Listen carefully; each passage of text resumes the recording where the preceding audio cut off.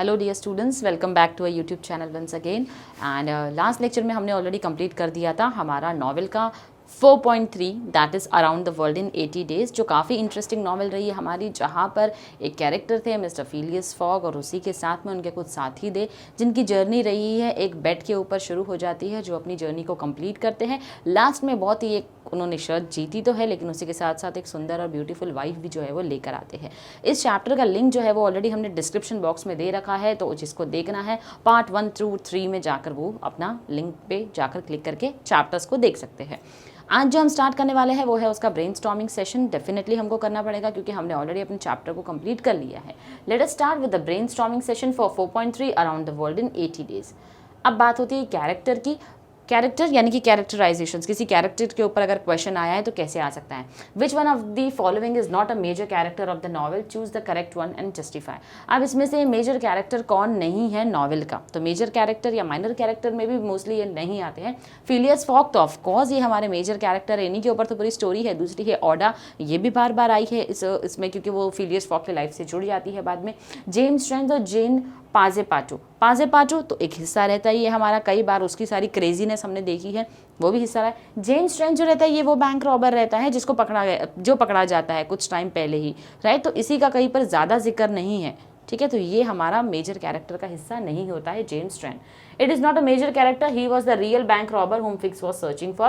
His arrest is significant only because it frees Fogg from the accusation of bank robbery. उसको तभी पकड़ा गया तो उसी के पकड़े जाने की वजह से फिलियस फॉग जो है वो रिलीज हो जाते हैं, इसीलिए ये हमारा मेजर कैरेक्टर बिल्कुल भी नहीं है। Complete the table highlighting the various traits of major characters in the extract. तो यहाँ पर बोला जा रहा है कि हमको इन लोगों की क्वालिटीज़ बतानी है जिनके नाम यहाँ पर दिए हुए हैं। फिलियस फॉग जो है एक सॉलिटरी पर्सन है, सॉलिटरी यानी कि एक अकेले रहने वाला इंसान है। उसको कभी भी किसी के ओपिनियन से कोई फ़र्क नहीं पड़ा है। किसके ओपिनियन से फ़र्क नहीं पड़ा है? About the opinions of others. Honest यानी ईमानदार रहे, करेजियस बहुत ही हिम्मत वाले रहे, काम मतलब बहुत शांत रहे, ऑनरेबल बहुत ही इज्जतदार इंसान रहे हैं, प्राउड रहा है इनको हमेशा क्योंकि ये बहुत काफ़ी ज़्यादा पंक्चुअल भी थे। Had plenty of self respect, was non materialistic. Non materialistic यानी कि किसी भी तरीके की चीज़ों की इनको ज़्यादा इच्छा नहीं थी, यानी कि ये चीज़ों के पीछे नहीं भागा करते थे। ही वॉज ऑब्स्टिनेट जेनरस, काफ़ी ज़्यादा जेनरस थे, काफ़ी अच्छे इंसान थे। He was also very punctual and forgiving, यानी कि पंक्चुअलिटी फॉलो करते थे और लोगों को माफ़ भी कर दिया करते थे। तो इस तरीके के इंसान कौन थे? फिलियस फॉग की क्वालिटीज़ है यहाँ पर। नेक्स्ट आते हैं हमारे ओडा। ओडा कौन रहती है? ओडा जिसको वो इंडिया से छुड़ा कर लेकर आते हैं अपने कंट्री में फिलियस फॉग। ओडा जो है काफ़ी ज़्यादा ग्रेटफुल है, हमेशा थैंकफुल रही है, बहुत लविंग भी रही है, हमेशा कंसर्न रहती थी किसके लेकर? फिलियस फॉक्स को लेकर। उसी के साथ साथ सिंसियर रही है, स्वीट रही है, नोबल रही है, अनसेल्फिश है, नॉन मटेरियलिस्टिक है, ऐसे भी चीज़ों से ज़्यादा प्यार नहीं रहा है, जनरस है, काफ़ी ज़्यादा हम्बल लेडी रही है, चार्मिंग रही है क्योंकि बार बार जिक्र आया है कि बहुत ही चार्मिंग और ब्यूटीफुल है, और उसी के साथ साथ काइंड भी रही है। तो ये सारी क्वालिटीज़ जो है वो हमारी इस कैरेक्टर ओडा की है। नेक्स्ट है हमारा पाजेपाटो, जो कि बहुत ही क्रेजी कैरेक्टर रहा है हमारा। एक लॉयल भी है, फेथफुल भी है, भरोसे लायक भी है, वो ग्रेटफुल भी है, लविंग, कंसर्न, अनसेल्फिश। बेचारा बिल्कुल भी सेल्फिश नहीं रहा है, मतलब ही नहीं था, हमेशा अपने मास्टर के बारे में सोचते रहता था। रिपेंटेंट भी रहा है। रिपेंटेंट मतलब उसे कई बार ऐसा लगता है कि मेरी वजह से मेरा जो मास्टर है वो अरेस्ट हो गया, तो उसको बहुत गिल्टी फील होता था, पश्चाताप करता था इस चीज़ का वो। कंसाइंशियस रहा है, इनोसेंट रहा है, और उसी के साथ साथ इम्पल्सिव भी रहा है। तो ये सारे कैरेक्टर्स की क्वालिटी है हमारे किसकी? हमारे पाजेपाटो की। Detective fix. अब डिटेक्टिव फिक्स जो है वो एक ऐसा इंसान रहा है जो कि ड्यूटीफुल था, बेचारा अपनी ड्यूटी निभा रहा था, चाहे वो कुछ भी हो जाए, उसे अपना काम दिया गया, अपना काम पूरा करना है। उसी के साथ साथ एक फुलिश भी था क्योंकि उसने थोड़ा सा ध्यान दे दिया होता, अगर चीज़ों की तहकीकात अच्छी की होती तो फिलियस फॉग बेचारे अरेस्ट नहीं होते। रिपेंटेंट था यानी कि उन्हें पश्चाताप था अपने जो गुनाह का उन्होंने किया था, जो गलती से मिस्टर फॉग को अरेस्ट कर लिया था। अनइमेजिनेटिव था, काफ़ी ज़्यादा अनइमेजिनेटिव था, सोचे समझे बिना डिसीजन ले लिया करता था। और स्टबन यानी कि ज़िद्दी भी था क्योंकि डिटेक्टिव फिक्स पीछे पड़ गया था फिलियस फॉग को अरेस्ट करने के लिए। तो that are some of the qualities of the character detective Fix. आते हैं हम हमारे क्वेश्चन एंड आंसर सेशन पे। अब ये क्वेश्चन पूछ रहा है, Phileas Fogg is as cool as a cucumber whereas Passepartout is as crazy as a loon. Loon का मतलब होता है foolish, explain the statement by citing some references from the extract, यानी कि यहाँ पर बोला जा रहा है फिलियस फॉग जो है काफ़ी ज़्यादा शांत रहने वाले इंसान है, तो उनका कंपैरिजन कुंबर से हुआ है। पाजेपाटू को क्रेजी बोला गया है, फुलिश बोला गया है, एज अ लून। तो बेसिकली हमको स्टेटमेंट ऐसे बताने हैं जो बताते हैं कि इन दो चीज़ों को, स्टेटमेंट्स को हम कैसे जस्टिफाई कर सकते हैं। Phileas fog was always cool except when he hit the detective fix, यानी कि हमेशा वो इंसान शांति रहा है, कभी किसी के साथ झगड़ा नहीं, कोई मगजमारी में नहीं पड़ा है, लेकिन हमेशा शांति से रहा है। एक बार ऐसा इंसिडेंट होता है जब डिटेक्टिव फिक्स को वो बस मार कर नीचे गिरा देता है गुस्से में, बस वही एक इंसिडेंट होता है, उसके अलावा वो इंसान हमेशा से शांत रहा है।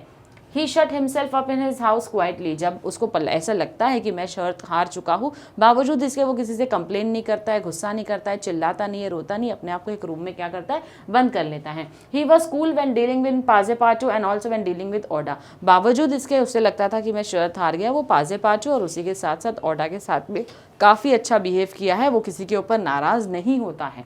He could control his emotions and appear to be expressionless, अपने इमोशंस को काफ़ी अच्छे से कंट्रोल करना उसको आता है और हमेशा एक्सप्रेशनलेस रहा है। मतलब अगर किसी चीज़ का दुख है तो कुछ लोगों के चेहरे पर दिख कर आ जाता है, लेकिन उसने अपने एक्सप्रेशन से ऐसी कोई बात जाहिर नहीं की जिससे लगे कि वो काफ़ी ज़्यादा अपसेट था जब उसने शर्त हार गई थी।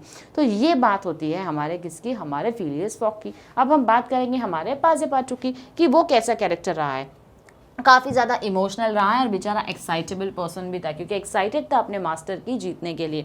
ही वॉज वेरी डिपेंडेंट, बहुत बुरा लगा था उसको किस चीज़ का, जब उसे ऐसा लगता है कि मैं अपने फॉक्स के अरेस्ट को जो है वो अपने मास्टर के अरेस्ट को रुका सकता था, लेकिन मुझसे गलती हो गई, मैंने नहीं किया। उसी के साथ साथ ही वॉज थ्रिल्ड, यानी कि एक्साइटेड था कि मिस्टर फॉग जो है वो ओडा से क्या करने वाले हैं, शादी करने वाले हैं।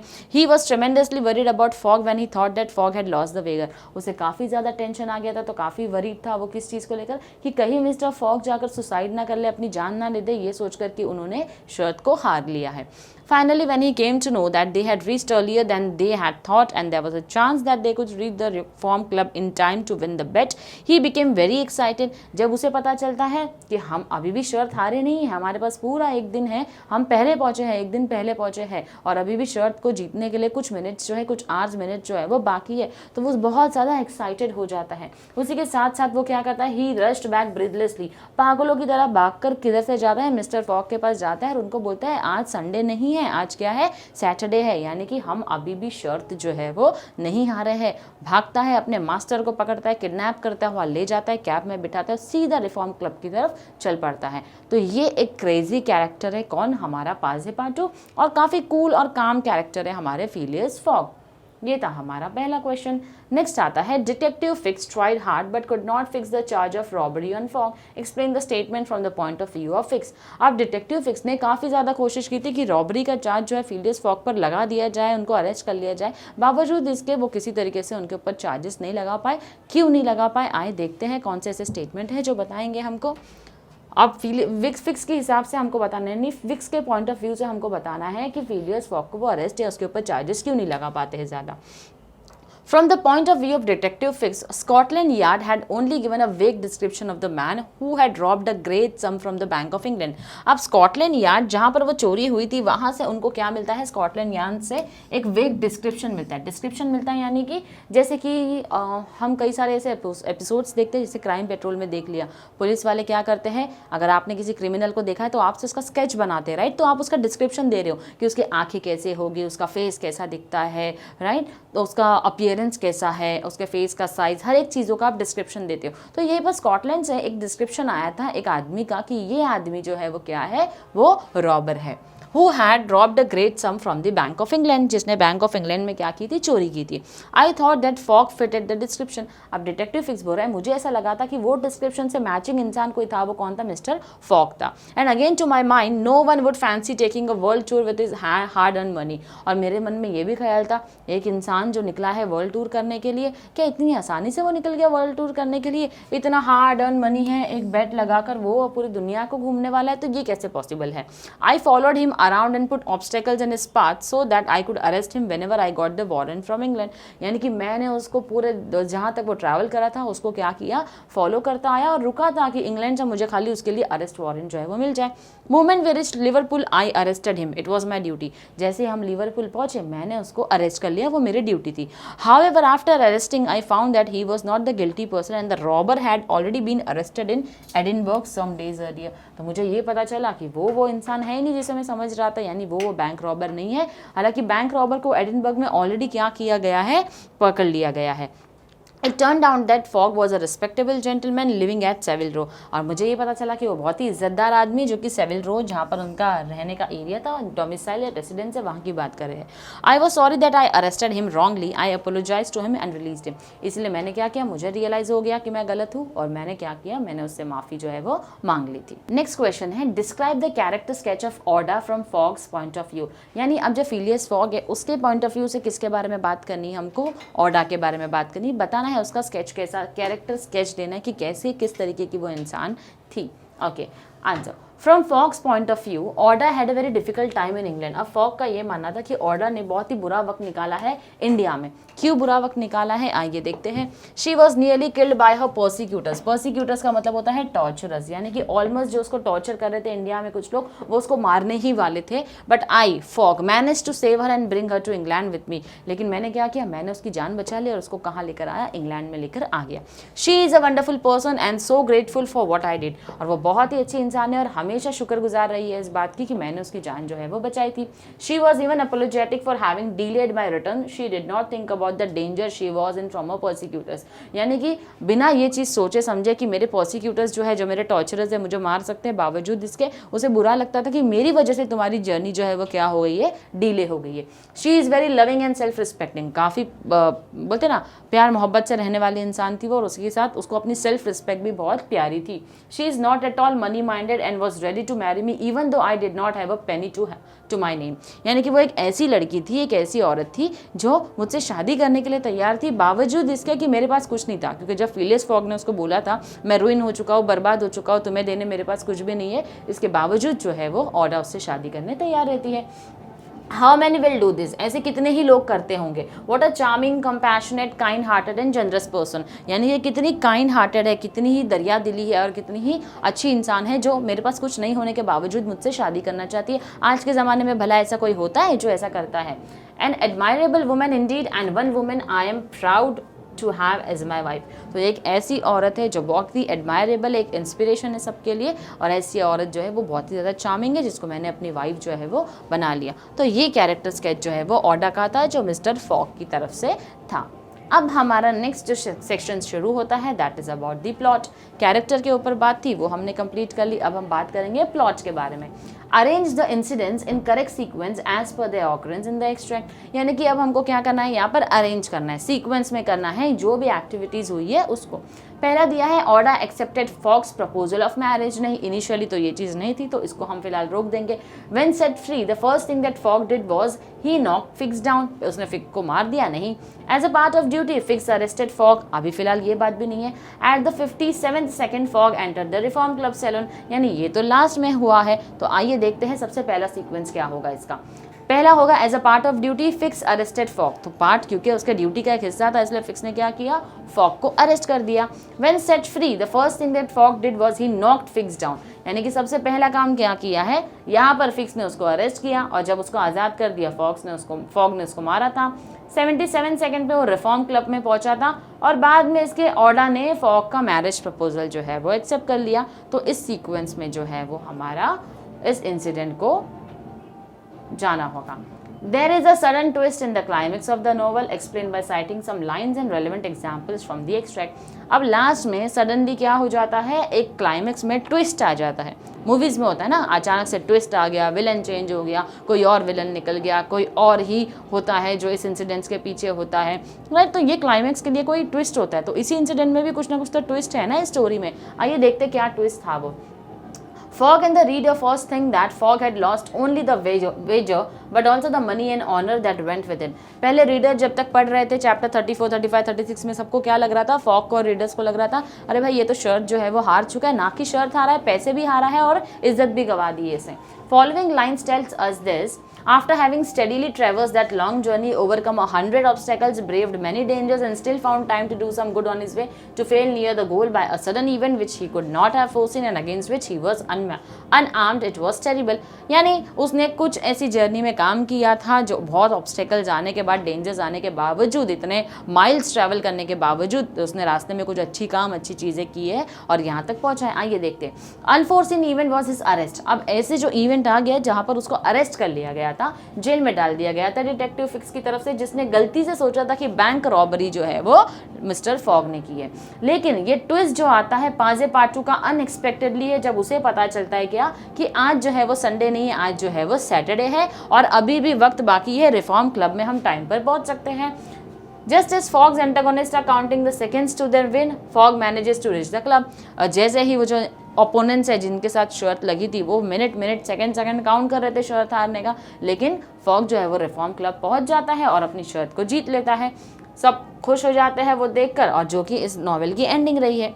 Following lines tells us this: at the 57th second, the door of the saloon opened and the pendulum had not beat the 60th second when Phileas Fogg appeared। यानी कि ये जो हमारी लाइन है वो हमको बताती है किस तरीके से कहानी में ट्विस्ट जो है वो आया था। 57 सेकंड पे वो पहुंच जाता है, लोग चिल्लाते हैं, हुर्रे एकदम चिल्लाने लग जाते हैं, क्राउड जमा हो जाता है। जैसे हीरो की एंट्री होती है वैसे फिलियस फॉग की एंट्री होती है और वहाँ पर आकर बोलता है here I am gentleman.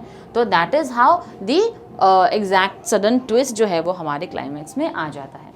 Next है हमारा which of the following is an appropriate reason for Phileas Fogg starting his journey around the world. अब इसमें से क्या ऐसा रीजन है जो बताता है फिलियस फॉग की journey around the world in 80 days start हुई थी। फेलो मेंबर्स बेट फॉग, यस ये पहला रीजन है, लेकिन बाद में भी हम दूसरे ऑप्शंस देख लेते हैं। Fogg bets his fellow member, Fogg ने शर्त नहीं लगाई थी, फेलो मेंबर्स ने लगाई थी। Fogg wants to marry Aouda, Aouda से शादी करने के लिए वो पूरी दुनिया घूमता है, नहीं। Fog committed robbery, of course not, वो तो जेम्स स्ट्रैंड ने किया था रॉबरी, जो पकड़ा भी गया था बाद में एडिनबर्ग में, राइट। तो basically fellow members bat fog, यानी कि जो फेलो मेंबर्स है उन्होंने शर्त लगाई थी फॉग के साथ में। अब नेक्स्ट आता है हमारा सेटिंग। अब सेटिंग में क्या होता है, choose from the following options the means of transport used in the novel and explain the way they help the characters। Basically यहाँ पर क्या बोला गया है कि जो हमने लास्ट, हमारा अगर चैप्टर का लास्ट पार्ट देखा होगा तो हमको उसमें पता होगा कि कुछ बताया था हमको कि पूरी जर्नी में क्या क्या कौन से एनिमल्स का या कौन सी चीज़ों का यूज़ हुआ है उस जर्नी को आगे लेकर जाने के लिए, जिसने जो हेल्पफुल रही है मिस्टर फॉग के लिए। तो हम अगर देखेंगे नॉवेल, उसमें एलिफेंट, हॉर्स, ट्रेन और स्टीमर के बारे में मेंशन है।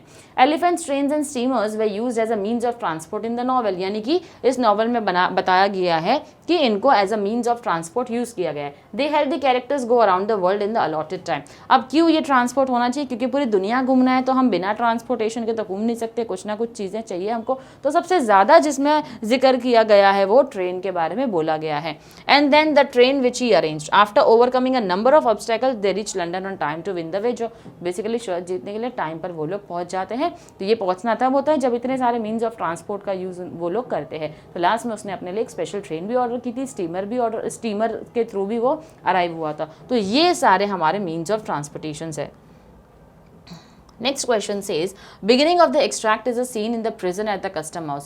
From there, the novel moves further from one place spot to another. Pick and explain all the places spots where the incidents took place. Most of the setting in the extract is in London. Explain how this is suited to the theme of the novel.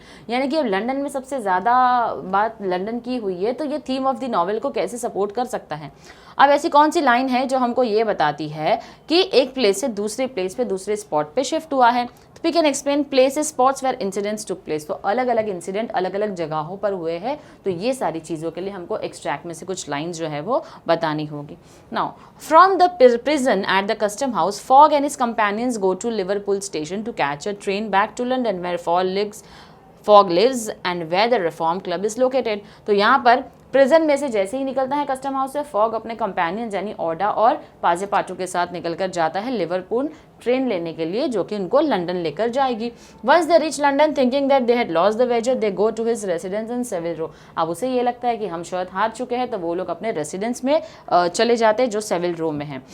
The next location is the preacher's house where Passepartout goes to make arrangement for Fogg's wedding. The last location is the Reform Club which Fogg reaches on time to win his wager. तो basically ये जगहों का नाम बताया है। एक तो पहले लिवरपूल से लंदन के लिए ट्रेन पकड़ते हैं, फिर वहाँ से निकलकर वो लोग जाते हैं सेविल रो में, वहाँ से जो पासेपाटू है वो जाता है कहाँ पर, चर्च, जो हमारा क्लर्जी मैन है, प्रीस्ट है, उसकी तरफ जाता है, और फिर उसके बाद में हमको क्या बताया है, लास्ट जो डेस्टिनेशन है वो रिफॉर्म क्लब की होती है, जहाँ जाकर वो लोग शायद जीत जाते हैं। Now Fogg's residence was in London. अब फॉग का जो घर है वो लंदन में है। Reform Club which Fogg frequented on a regular basis and where all the important wager took place is also in London. अब Reform Club भी लंदन में है। Fogg's journey starts from London and ends in London. यानी London से उसकी journey शुरू हुई है और ख़त्म भी लंदन में हुई है। Hence London is the central locale of the novel and thus this setting is suited to the theme of the novel. इसीलिए लंदन जो है वो सपोर्ट करता है इस चीज़ के लिए, क्या कि वो नॉवेल का लोकेल रहा है, यानी किसी लोकेलिटी की बात हुई है यहाँ पर, और जो सेटिंग है वो वेल सूट करती है थीम ऑफ द नॉवेल के लिए भी। Next we have is describe the importance of following places in the development of plot and behavior of the characters. तो अब important जो ये जो places बताइए इसकी हमको importance बताना है। अब लिवरपूल जो है उसके बारे में बता रहा है, ये एक ऐसी जगह है where Fogg disembarks from his steamer and from where he has to catch a train to London. Liverpool ऐसी जगह है जहाँ पर उसको ट्रेन पकड़कर लंदन के लिए जाना होता है। It is also the place where he is arrested by Fix. ये वो जगह भी है जहाँ पर उसको डिटेक्टिव फिक्स ने क्या किया था, अरेस्ट किया था। Fogg misses his train here as the result of his arrest. अब क्योंकि उसको अरेस्ट कर लिया गया था इसलिए फॉग जो है वो अपनी ट्रेन को मिस कर देता है वहां पर। It is in Liverpool that he arranges a special train in an attempt to reach London on time. Thus Liverpool plays an important role in the development of the plot. तो basically Liverpool एक ऐसी जगह है जहां पर अपनी train miss कर देता है, लेकिन जहां से वो स्पेशल ट्रेन भी ऑर्डर करता है कि वो लंदन टाइम पर पहुंच सके। नेक्स्ट है हमारे लंदन के बारे में। अब फॉग जो है वो लंदन में रहता है, रिफॉर्म क्लब जो है वो भी लंदन में है, तो उसकी जो जर्नी स्टार्ट होती है वो भी लंदन में है। अब रिफॉर्म क्लब में वो फ्रीक्वेंटली विजिट करते रहता है। His journey starts from London and ends in London, hence London is the central local of this novel.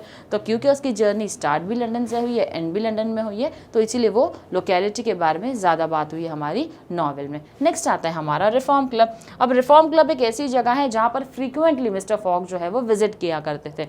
It is at Reform Club that Fogg gets involved in an argument over an article. अब Reform Club ही ऐसी जगह है जहाँ पर newspaper के एक article में जो बैंक रॉबरी से रिलेटेड था तो उसके ऊपर डिस्कशन चल रहा था, और डिस्कशन चलते चलते आपस में लोगों की जब बात चली तो पता चला कि उन लोगों के बीच में एक शर्त लग जाती है। क्या शर्त लगती है? Around the world in 80 days जो हमारा टाइटल है, जो वो शर्त लगती है फेलो मेंबर्स की, बेट लगती है किसके साथ में? मिस्टर फॉग के साथ में, जहाँ पर वो बोलता है कि क्या होने वाला है, मैं पूरी दुनिया को जो है वो 80 दिन में घूम कर आ जाऊंगा, और यही वो जगह है जहाँ पर वो पूरी दुनिया घूमकर लौटता भी है।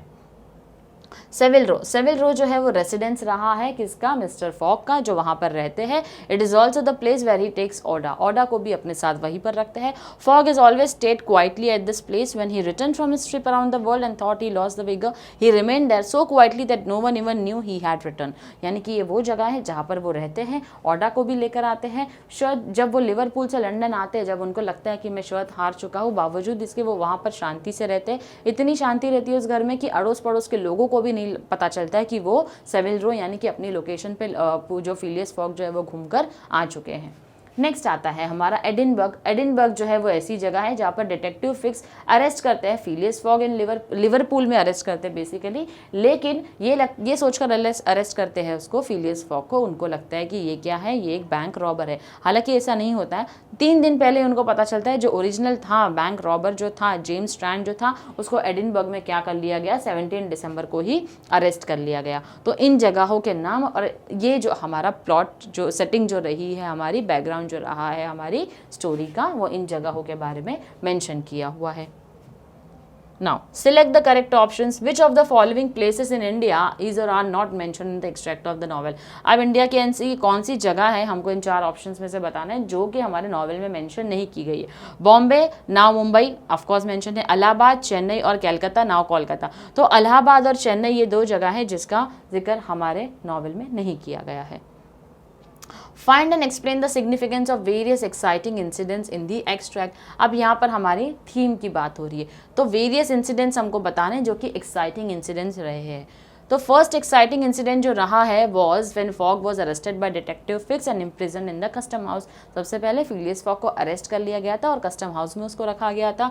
This mean that his return to London would be delayed for he would have miss the train. जिसका मतलब ये है कि अब वो लंदन देर से पहुंचने वाले, उनकी ट्रेन जो है वो मिस होने वाली है।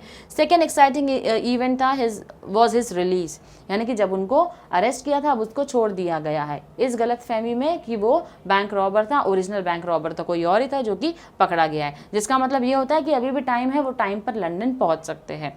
Third exciting event was when he tried to arrange a special train to London but had problems. जब उसने कोशिश की स्पेशल ट्रेन को अरेंज करने की, लेकिन कुछ लोकोमोटिव्स का प्रॉब्लम था, तो रेलवे का रूल था कि 3 बजे के पहले कोई भी स्पेशल ट्रेन रन नहीं होने वाली है। तो बावजूद इसके वो कुछ रिवॉर्ड ऑफर करता है, तो भी उसके बाद भी कई सारे ऐसे ऑब्स्टिकल्स आते हैं जिसकी वजह से वो लंदन टाइम पर नहीं पहुंच पाता है और उसे लगता है मैं अपनी शर्ट जो है वो हार गया हूँ।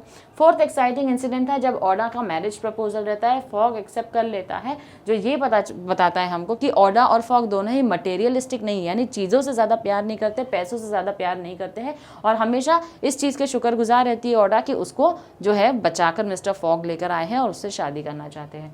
फिफ्थ एक्साइटिंग इंसिडेंट जो रहा है वो है पाजेपाटू का, जो कि क्लर्जीमैन के घर पर जाता है और तब जाकर उसको क्या पता चलता है, तब जाकर उसको जो है पता चलता है कि मैं जिसके पीछे भाग रहा था, जो कि आज संडे है ये सोचकर, आज वो दिन है नहीं, इनफैक्ट आज जो है वो सैटरडे है। सिक्स्थ एक्साइटिंग इंसिडेंट जो रहा है, जो फॉग रिफॉर्म क्लब में पहुंच जाता है, इतने ट्विस्ट एंड टर्न्स आने के बावजूद वो वहां पर पहुंच जाता है और जो वेजर है जो अपनी शर्ट जो है वो वहां पर जाकर जीत जाता है। तो ये जो क्लाइमेक्स तक पहुंचा है, तो इसने सारे रीडर्स को अपने नॉवल ने क्या किया है, अपनी तरफ स्टिक करके रखा है, रुका कर रखा है, क्योंकि एक एक ऐसी एडवेंचरस जर्नी के बारे में बात होती गई है तो रीडर्स के अंदर एक्साइटमेंट बढ़ गई है। तो ये सारे इंसिडेंट्स रहे हैं जो कि काफ़ी ज़्यादा एक्साइटिंग रहे हैं रीडर्स के लिए। Right 4 to 5 sentences on the time theme of the extract. अब टाइम जो थीम बताया गया है उसके ऊपर हमको बात करनी है, क्यों टाइम का इतना इंपॉर्टेंस क्यों है। Phileas Fogg has to go around the world in 80 days if he has to win the wager, यानी कि अगर उसको शर्ट जीतनी है तो पूरी दुनिया उसको 80 दिन में घूमनी पड़ेगी। वो और उसके कंपेनियन यानी कि ऑडा और पाजेपाटू, ये लोगों ने मिलकर क्या किया है, उसको साथ दिया है, इसलिए उसको कंपेनियंस बोला जाता है। Time foils their plans in many cases, तो यहाँ पर टाइम जो है उसने काफ़ी सारी चीज़ों को डिले कर दिया है। Fogg gets arrested for no fault of his and loses precious time. अब फॉग जो है वो अरेस्ट हो जाता है और उसका प्रीशियस टाइम लंदन पहुँचने का क्या होता है वो लूज़ कर देता है। ही मिसेस द ट्रेन, अब लिवरपूल से उसकी ट्रेन मिस हो जाती है लंदन जाने, क्योंकि वो अरेस्ट था तो उसको स्पेशल ट्रेन जो है वो अरेंज करना होता है, लेकिन स्पेशल ट्रेन भी डिले हो जाती है। Fogg is afraid that he has lost the bet, उसे लगता है कि मैंने लॉस्ट यानी कि मैं जो शर्त है वो हार चुका हूँ। However, in the end, Fogg wins the bet with seconds to spare as he gained a day when crossing the international date line. बावजूद इसके क्या होता है, इंटरनेशनल डेट लाइन जो थी वो क्रॉस करने के पहले पहले कुछ सेकंड्स पहले ही वो अपनी शर्ट जो है वो जीत जाता है। His journey through the time zones had gained him the day, क्योंकि उसने अपनी जर्नी ईस्ट से चालू की थी, इसीलिए वो एक दिन 24 आवर्स पहले ही क्या करता है, अपनी शर्ट के पहले 24 आवर्स पहले यानी एक दिन पहले ही लंदन पहुंच चुका होता है। हालांकि international time zone, different time zone की वजह से उसको एक गलत फहमी रहती है डे की, तो उसे नहीं समझ में आता। अल्टीमेट मैसेज क्या है इसका, no one can control time, time moves relentlessly, यानी कि किसी का इंतजार किए वक्त किसी के लिए रुकता नहीं है, वो चलता जाता है और इंसान जो है वो वक्त की मर्सी पर यानी कि वक्त की दया पर जो है वो जी रहा है। और that was the main crux about your timing. क्यों टाइम का इतना इंपॉर्टेंस है, क्योंकि कोई कंट्रोल नहीं कर सकता टाइम को। Next we have is write 4 to 5 sentences on the morality theme of the extract. अब मोरालिटी के ऊपर थोड़ी हमको बात करनी है, यहाँ पर 4 to 5 सेंटेंसेस मेंशन करने हैं। Fogg embarks on his journey to preserve his honor and prove his worth to the man at the reform club। तो बेसिकली फॉग को क्या करना था, एक शर्त लगी थी तो सिर्फ पैसे जीतने के लिए उसने इस शर्त में हिस्सा नहीं लिया, उसको अपनी इज्जत भी प्यारी थी, क्योंकि बात इज्जत की आ जाती है जब हम शर्त लगाते हैं किसी से। He spends nearly all of his money along the way showing that riches are not what he is truly out for, यानी कि अपना सारा पैसा इस जर्नी के ऊपर वो खर्चा कर देता है, जितना हार्ड एंड मनी होता है सब कुछ इस जर्नी पर लगा देता है 80 दिन के, क्योंकि उसका मानना है पैसे वाला होना बड़ी बात नहीं है, इज्जतदार होना बड़ी बात है। Now next what happened is he is honorable when he thinks he is penniless, he does not want Oda to marry him। अब वो एक ऐसा इंसान है जो सोचता है कि मेरे पास तो पैसा नहीं है तो मैं क्यों किसी की लाइफ बर्बाद करूं, तो वो ओडा को मना कर देता है कि मैं तुम्हारे साथ शादी नहीं कर सकता हूँ। Aouda by proposing to him shows that she is not materialistic, तो ओडिया इन रिटर्न उसको क्या रिप्लाई देती है कि वो बताती है मैं मटेरियलिस्टिक नहीं हूँ, मैं पैसों के लिए तुम्हारे साथ नहीं रहना चाहती हूँ। तो बेसिकली वो बहुत ही ज़्यादा एक हम्बल और जेनरस इंसान रहती है, काइंड हार्टेड रहती है। He forgives gives Passepartout his mistake. So basically वो क्या करता है, पाजेपाटू से एक गलती हो जाती है क्या कि वो डिटेक्टिव फिक्स के इरादों के बारे में नहीं बताता है, तो वो पाजेपाटू को माफ कर देता है। Passepartout shows his loyalty and love for his master at every step. तो पाजेपाटू ने भी यहाँ पर हर एक स्टेप पर क्या दिखाया, अपने मास्टर के लिए लॉयल्टी भी दिखाया है और उसी के साथ साथ वो कितना प्यार अपने दिल में उसके लिए रखता है वो भी बताया है। In the end when Fogg wins the bet he divides whatever money is left between Passepartout and detective Fix. तो लास्ट में क्या होता है, मिस्टर फॉग क्या करते हैं, जो भी पैसे वो जीतते हैं, हालांकि 19,000 पाउंड्स ऑलरेडी उन्होंने स्पेंड किया और जीतते हैं 20,000 पाउंड्स, तो जो 1,000 पाउंड होता है वो डिवाइड करते हैं किसके बीच में, डिटेक्टिव फिक्स के बीच में और पाजेपाटू के बीच में। He had won a charming woman who made him the happiest of men. Moral at the end is that love and its attainment is more important than all the challenges and money in the world. तो basically the moral of the story says कि सबसे ज़्यादा important है प्यार और attachment जो लोगों के साथ में होता है, ना कि पैसा और ना कि कोई दूसरी चीज़ें, right? So that is the moral of the story. The next question is about write the central idea of the given extract of the novel around the world in 80 days. अब exactly ये जो around the world in 80 days जो हम पढ़ रहे हैं इस novel के बारे में, इसका central idea क्या है हमको बताना है। तो basically it is talking about fog ultimately wins the bet even though there are unexpected delays and missed trains। बावजूद इसके कि कई बार उसको डिले मिला है, ऑब्स्टेकल्स मिले हैं अपने रास्तों में, उसके बावजूद वो क्या करता है, शर्ट जो है वो जीत जाता है।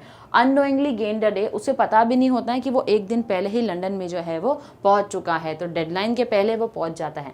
Final statement is that love and its attainment is more important than all the challenges and money in the world. तो अगेन यहाँ पर भी जो सेंट्रल आइडिया है वो क्या बोलते हैं हमको, प्यार जो है और अटेनमेंट जो है लोगों के साथ में जो हमको रहता है वो ज़्यादा इंपॉर्टेंट है लाइफ में। किसी भी तरीके के चैलेंजेस, प्रॉब्लम्स या ऑब्स्टेकल्स और मनी से ज़्यादा इंपॉर्टेंट प्यार जो है उसकी वैल्यू है।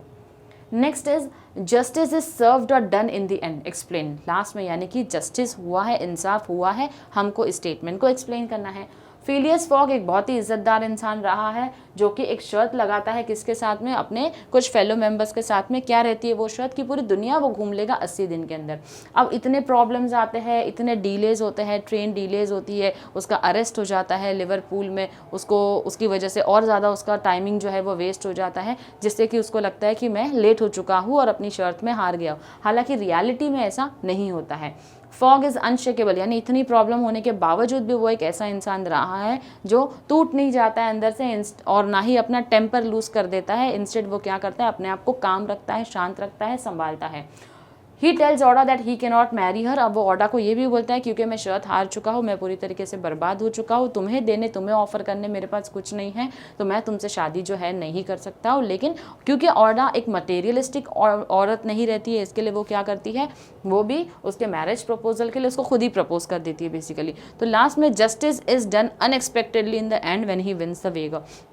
बेसिकली जस्टिस जो है लास्ट में हुआ है, इंसाफ हुआ है जब वो लास्ट में अपनी शर्त जीत जाता है, क्योंकि अननोइंगली उसको पता ही नहीं होता है, इंटरनेशनल डेट लाइन जो है वो उसने क्रॉस नहीं की होती। जैसे वो ईस्ट वर्ड की तरफ ट्रैवल करता है, अपनी जर्नी शुरू करता है, इसलिए एक दिन ऑलरेडी उसके पास होता है। लेकिन क्योंकि उसके पास जो उसकी पुरानी वॉच होती है उसके ऊपर भी डे, डेट, टाइमिंग हर एक चीज़ मेंशन नहीं होती, सिर्फ टाइम बताता है, वो डे और डेट जो है वो नहीं बताता है। तो कहीं ना कहीं उसको इसलिए कन्फ्यूजन रहता है और उसको लगता है कि मैं एक दिन पीछे चल रहा हूँ। उसी के साथ साथ he had won the heart of a charming woman who made him the happiest of man, thus justice was done to the quiet and honourable Phileas Fogg. तो इसी के साथ साथ क्या बताया जाता है कि जस्टिस यानी कि इंसाफ हुआ है, ना कि सिर्फ वो शर्त जीतता है, वो लोगों को भी जीतता है, एक चार्मिंग वाइफ भी मिलती है और पाजेपाटू जैसा फ्रेंड भी उसको अपनी लाइफ में मिल जाता है। Next is talking about language. Elaborate the following quotes in the light of the extract of the novel around the world in 80 days। अब हमको बताना है following quotes के ऊपर बात करनी है। Quitters never win and winners never quit। So basically whenever such statement come तो आपको in the reference to हमारे एक्सट्रैक्ट को लेकर हमको समझना है कि quitters never win and winners never quit क्यों बोला जाता है। यानी कि जो लोग क्विट कर देते हैं, बहुत ही आसानी से गिव अप कर देते हैं, वो लोग कभी जीतते नहीं हैं। एंड विनर्स नेवर क्विट, और जो जीतने वाले होंगे, जो विनर्स होंगे, वो कभी भी लाइफ में गिव अप नहीं करेंगे। तो यही हमारा कैरेक्टर फिलियस फॉग के ऊपर है। इतने डिले होने के बाद, इतने प्रॉब्लम होने के बाद, इतने ऑब्स्टेकल्स आने के बावजूद वो क्या करते हैं, वो गिव अप नहीं करते हैं। नेक्स्ट है हमारा time is the only solution to problems. वक्त जो है वही सोल्यूशन है सारे प्रॉब्लम्स का। क्यों? क्योंकि टाइम एक ऐसी चीज़ है जो कोई भी कंट्रोल नहीं कर सकता है, लेकिन अगर आप अपने आप को शांत रखते हो, उस टाइम के दौरान पीसफुल रहते हो, ठंडे दिमाग से सोचते हो, तो कहीं ना कहीं आपको सोल्यूशन मिल जाता है सारे प्रॉब्लम्स का। तो विथ रेफरेंस टू हमारा जो यहाँ पर दिया हुआ है, टाइम जो है एक फिकल फैक्टर है। क्यों? क्योंकि वो आपके अगेंस्ट भी काम कर सकता है और आपके लिए भी काम कर सकता है। तो जिस किसी भी सिचुएशन या प्रॉब्लम में हम होते हैं, हमको देखना है उसका वक्त कैसा चल रहा है और अकॉर्डिंग टू टाइम हमको अपना काम करना होता है। नेक्स्ट है following are some dialogues of the major characters in the extract, find out who the speaker is, his or her tone, style, significance etcetera of the dialogue. तो अब हमको बताना है किसने, जो हम हिंदी में कहते हैं किसने किससे कहा, हु सेड टू हुम, तो हमको बताना है ये स्टेटमेंट किसने बोला है, किस टोन में बोला है और उसी के साथ साथ किसको बोला है। ओके पहला आता है हमारा dialogue, why do you not curse me, it was Passepartout my fault that. तो यानी कि पाजे पाटू यहाँ पर क्या बोल रहा है, तुम मुझे उस चीज़ के लिए कर्स क्यों नहीं करते हो। तो बेसिकली ये स्टेटमेंट पाजे पाटू ने दिया था, जो स्पीकर है किसको बोलता है, फिलियस फॉक को। अब यहाँ पर उसका टोन, स्टाइल या सिग्निफिकेंस क्या था, उसको पछतावा था इस चीज़ का कि डिटेक्टिव फिक्स के बारे में उसने नहीं बताया था, तो रिपेंटेंट था। If Phileas Fogg had come in the 7:23 train, he would have got there by this time. We can therefore regard bet as won. तो एंड्रयू स्टुअर्ट ने किसको बोला था, अदर एंटागोनिस्ट, एंटागोनिस्ट यानी कि अपोनेंट्स को।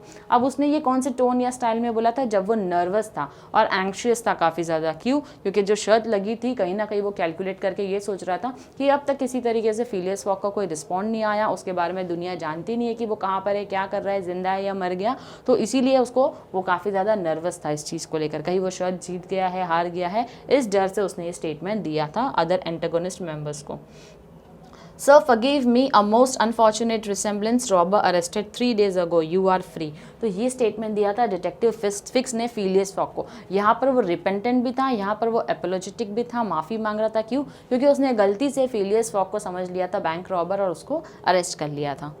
नेक्स्ट है, will you pardon me for bringing you to England, क्या तुम मुझे माफ़ करोगे इंग्लैंड में आने के लिए। तो बेसिकली फिलियस फॉग ने ये ओडा को कहा था, जहाँ पर वो बहुत ही ज़्यादा प्राउड था, ऑनरेबल था। क्यों? क्योंकि ओडा जो है उसके भरोसे इंडिया से इंग्लैंड तक आ चुकी थी, तो कहीं ना कहीं वो बहुत ज़्यादा खुश था इस चीज़ के लिए। लेकिन क्योंकि वो बर्बाद हो चुका था, इसलिए वो माफ़ी मांग रहा था कि मैं तो बर्बाद हो चुका हूँ, अब तुमको देने के लिए मेरे पास कुछ भी नहीं है। Last statement says, it is for me to ask that question. You were ruined but now you are rich. Again, अब ओडा ने ये स्टेटमेंट दिया था फिलिप्स फॉग को। क्या बोला था उन्होंने, क्यों ये स्टेटमेंट दिया था कि तुम्हें ये सवाल पूछने की ज़रूरत नहीं, मुझे पूछना चाहिए, क्योंकि तुम तो बर्बाद थे और अभी तो तुम पैसे वाले हो गए, तो क्या तुम मुझसे शादी करोगे। तो honourable and dignified says Fogg this after Fogg wins the wager and he asked her whether she still wanted to marry him. तो यहाँ पर बहुत ही ज़्यादा ऑनर था, उसकी इज्जत भी बढ़ गई थी, काफ़ी ज़्यादा डिग्निफाइड फील कर रहा था। तो फिलियस फॉग ने ये स्टेटमेंट पूछा था, किसको पूछा था, बेसिकली ये स्टेटमेंट जब स्टार्ट हुआ है तो यहाँ पर पहले मिस्टर फिलियस फॉग जो है वो पूछते हैं, उसके रिप्लाई में ओडा ने ये स्टेटमेंट दिया है। तो ओडा जो है वो बोलती है फिलियस फॉग को कि अब तो तुम पैसे वाले हो गए, तो क्या तुम मुझसे शादी करोगे। तो बेसिकली ये स्टाइल, टोन और सिग्निफिकेंस था इसका। तो with this we are done with the brainstorming session also. And for chapter you can go through the link in the description box. Till then, stay tuned to our lectures and do like, share and comment. Thank you very much.